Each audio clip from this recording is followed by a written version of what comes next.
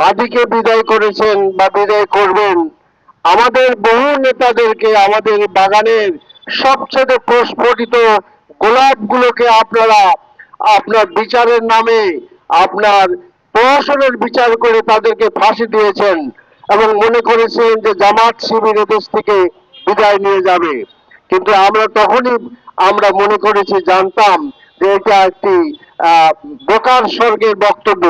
কিন্তু সেই জামাত শিবির বিদায় নেয়নি, সে তেমনি ভাবে জুলাই আন্দোলন, তার চেতনা এবং জুলাই বিপ্লবীদেরকে যদি এদেশ থেকে আপনারা বিদায় করে দিতে চান, বিদায় করতে পারবেন বলে সেটা আপনি আপনাদের এই চিন্তা ভুল, মিথ্যা। বরঞ্চ এই আঘাতের মাধ্যমে জাতীয় পর্যায়ে, সকল পর্যায়ে জুলাই যুদ্ধ আবার একত্রিত হয়েছে ইনশাআল্লাহ। প্রয়োজনে আমরা রাস্তায় নামবে এবং আমরা প্রচন্ড প্রতিরোধ গড়ে তুলব, আমরা প্রচন্ড ঐক্য গড়ে তুলব, আমরা জীবন দিব, রক্ত দিব, কিন্তু আমরা জুলাই দিব না। জুলাই আমাদের প্রাণের দাবি, জুলাই আমাদের প্রাণের চেতনা, জুলাই দেশের মানুষের মুক্তির সনদ।